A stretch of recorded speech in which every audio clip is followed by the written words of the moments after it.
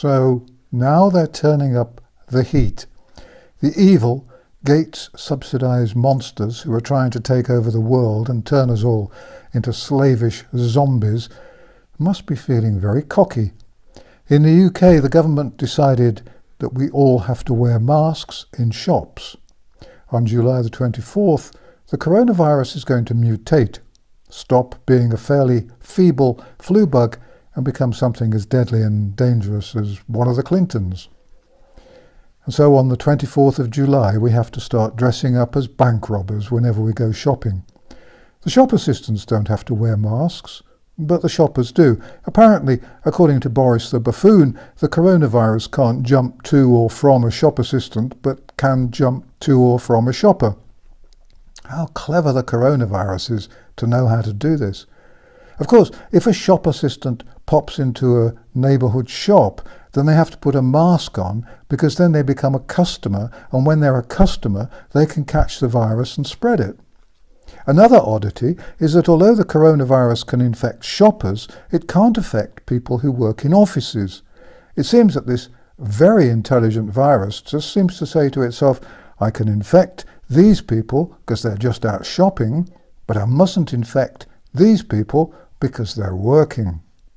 If all this sounds like unscientific gibberish, that's probably because it's totally unscientific gibberish. And how clever too for the authorities to know that people in shops must wear masks but not give their names and addresses, whereas people in pubs must give their names and addresses but not wear masks. If we weren't fighting a war against the most evil cabal ever put together in the history of mankind, then it would be laughable. And look at the history behind this latest change of heart. Professor Jonathan Van Tam, Deputy Chief Medical Officer, previously announced that there was no need to wear a mask.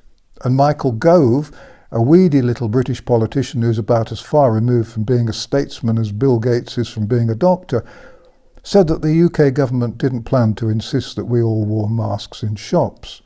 I bet he feels an idiot now. Because within hours, Boris Johnson, our Führer, backed up by laws which would have been envied by Stalin, Hitler and Attila the Hun, not to mention Vlad the Impaler and Genghis Khan, suddenly decided, seemingly all by himself, that the entire nation should wear masks whenever they ventured into a shop. Everyone knows the disease has almost died out. It'll soon be less of a threat than athlete's foot. If the coronavirus were a pop record, it would be about to slip out of the top 100 and slide into oblivion. So what's happened to change the mind, or rather the pint of rancid pond water that's inside Boris's skull? Well, the only thing new that I could find was a bit of research performed by a team at Cambridge University. They seem to have concluded that wearing masks was a good thing. And guess what the bloke who did the research does for a living? His name is Richard Stutt, and he usually models the spread of crop diseases. Crop diseases! He's another bloody modeller like Ferguson. Our analyses support the immediate and universal adoption of face masks by the public, Stutt is quoted as saying. And he works on crop diseases, and suddenly he knows all about whether we should wear face masks or not.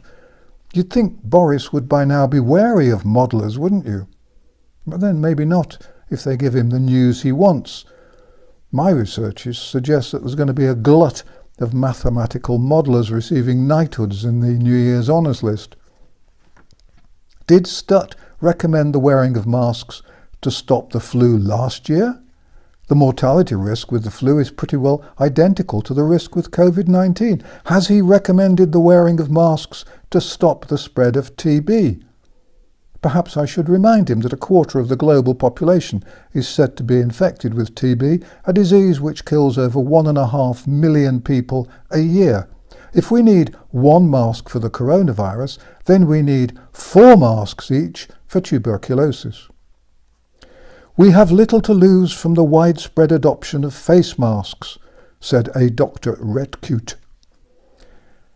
I think the mistake this lot have made has been in focusing on the R number, the number being infected.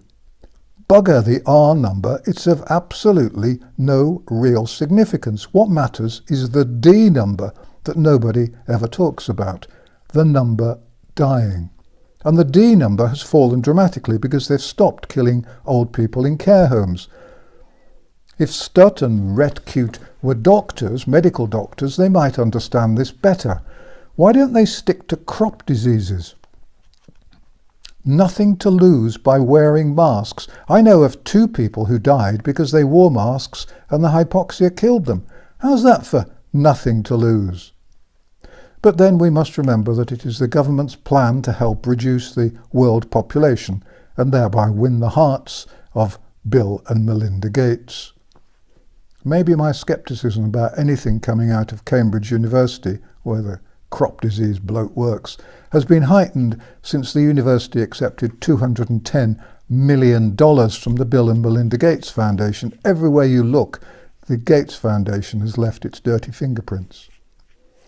The bottom line is that I'm convinced that there's no sound medical reason to wear a mask. Masks are bad for us physically, and they're bad for us mentally.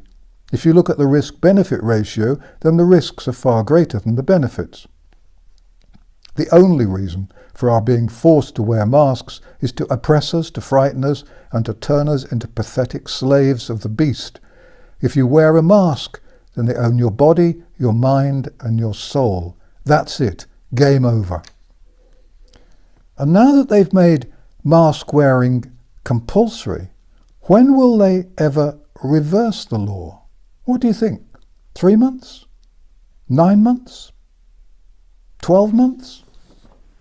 The correct answer, in case you're interested, is probably never. They've said that we will have to wear masks in shops until the vaccine is ready, and that could be 5, 10 or 15 years or longer. This is going to be the new abnormal. How many people will be killed by wearing masks in the next 12 months? Your guess is as good as mine, and almost certainly better than that of any politician. A friend of mine who suffers from anxiety intends to tell shopkeepers that wearing a mask gives her a panic and a fainting attack, and would they please make sure they have someone trained in first aid to follow her around their shop. Those with respiratory and heart disorders fear that if they don't conform and wear masks, they might be subjected to abuse from mask-wearing zombies. The utterly loathsome Hancock, the UK's Minister of Gibberish, says that shop staff should call the police if a customer isn't wearing a mask. If they don't, then another busybody customer will probably do the snitching for them. To me, it all seems part of the plan to smash society and create distrust. And of course the mask wearing will help to destroy shops, so that we do all our shopping online. Hancock is, to me, like the appalling Macron in France, living proof of the validity of the Peter Principle, that members of a hierarchy are promoted until they reach the level at which they are no longer competent. Come to think of it, that's true of Johnson too. Shame on the Conservative Party. Let's have a general election and dump these evil bastards onto the political scrap heap. Compared to Boris Johnson, the pathetic and utterly woeful Theresa May was a beacon of strength, probity and wisdom. I can't believe I said that, but it does show the level of contempt I have for Johnson. It's now clear that the Buffoon Act wasn't an act. He is a buffoon, clearly as under-endowed in the brain department as you can imagine. Incidentally, the psychologists advising the government obviously think that the term face covering, the new preferred term, is somehow more acceptable than the word mask. Or maybe their contempt for us is so complete that they think we won't notice that there's something of a similarity between an item called a face mask, which covers the lower half of the face, and something quite different called a face covering, which covers the lower half of the face. Boris, you crooked, ignorant, deceitful, two-faced, cheating, betraying bastard, we would know they were masks if the PSYOPs specialists suggested you called them lemon meringue pies. Alternatively, it's impossible, of course, that it's impossible to deny that masks are part of some satanic ritual, along with the constant hand-washing, the social distancing, and the house arrests. When we've got through this war and won the conflict against our own governments, we will never forget or forgive Boris Johnson's perfidy or his government's total betrayal of the voters. Johnson will join Blair as a candidate for the War Crimes Tribunal. The terrible thing is that many people have already fallen for the nonsense. The other day I drove to a local supermarket. I spotted a few people wearing masks. From their eyes, half of them looked arrogant and very well pleased with themselves, as though they'd just been given a gold star or appointed milk monitor for the whole term. The other mask wearers looked terrified, as though they were expecting to be dead before they reached the safety of the checkout. Outside the supermarket I saw several people wearing masks, a young couple with a 4 or 5-year-old all wearing masks, a pair of teenagers wearing masks, a few middle-aged folk masked up, and a couple of old ladies in masks they'd obviously made for themselves, bless them. Oddly enough, I didn't see any elderly men wearing masks. I don't know why. The town looked so sad. Apart from the supermarket, the only shops open were 2 nail parlours, both empty, an ironmonger, I was the only customer there, and a charity shop. Everything else was closed, probably permanently. It's clearly not being unfair to say that the mask wearers are not God's brightest creations. However, the really sad thing is that the mask-wearing zombies are too stupid, too ill-informed to realise that they're playing into the enemy's hands. Some of the zombies actually seem to think they're helping to save lives. If you try to tell them about the dangers of mask wearing, they'll point out that surgeons wear masks in the operating theatre, as though this had any relevance. What they don't realise is that surgeons wear masks to stop bits of saliva ending up in the wound. They don't wear them to prevent the flow of diseases. They don't usually wear them all day long. They don't wear them outside the operating theatre, and they certainly don't wear them while walking about and requiring extra oxygen. How can there be people who don't realise that in wearing masks they're aiding and abetting the thieving criminals who are stealing our freedom and our future? Anyone who wears a mask is a spineless and moronic collaborator, helping the worst people this world has ever seen. Independent research by a bunch of florists, mark you, not people who look at crop diseases, has shown that mask wearers aren't capable of thinking them for themselves. They're not very bright, they're followers, the sort of people who, as children, dreamt of being concentration camp guards. They never do anything or achieve anything. They are saddos, nerds and remainers, invariably devoted to the European Union. Put on a mask and you're bending a knee before Gates, Soros, the Rothschilds and the Rockefellers, Blair and the Clintons. One evil, soulless bunch. I've recorded 2 videos about Gates, by the way. Please watch them if you haven't. The first video is called Just a Little Prick Part 1. And with startling originality that I'm very proud of, the second video is called Just a Little Prick Part 2. The mass media invariably describe Bill Gates as a philanthropist. The BBC and The Guardian, both sharing some of the Gates wealth, probably think he should be known as Saint Bill. However, I'm going to try and get the Oxford Dictionary to revise its definition of the word philanthropist. It should read, a philanthropist is an evil crook who has absolutely no interest in the welfare of others, but who uses large donations of money to buy power and control and to make even more money. I'll suggest that synonyms of philanthropist should include slimy single-cell organism usually found at the bottom of filthy ponds. Just remember all that next time you see anyone describing themselves or being described as a philanthropist. The idiots wandering around in their little masks are bending the knee to the toxic Gates. In my view, are being so dangerous and diseased that he should be rammed into a test tube and kept in Madame Tussaud's chamber of horrors.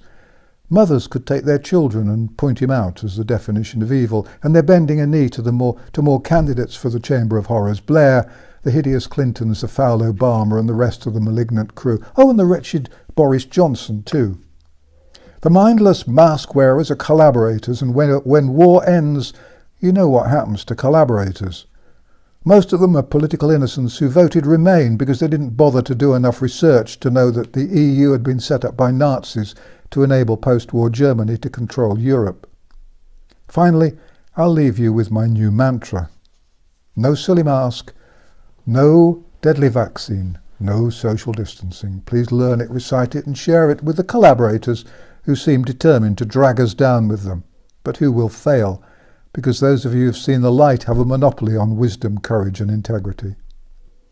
Two other small things. First, the channel is growing so fast that YouTube doesn't seem always manage to send out notifications about new videos. I'm sure this is just a technical hitch. We try to research, write, edit, record and put out a new one each day at 7 p.m. Though this doesn't leave much time for sleeping and eating and virtually none for dealing with emails. Second, as you know, we don't accept ads or sponsors or any money for the channel or the website, and I promise that we never will. However big the channel gets or the website gets, there'll never be any outside money involved. Unlike the BBC, for example, which sold out years ago and can't be trusted to tell the time, this is a genuine non-commercial public service channel. We specialise in the truth, served with a little spice, I hope, and leave bias, prejudice and fake news to the vastly overpaid cretins at the BBC.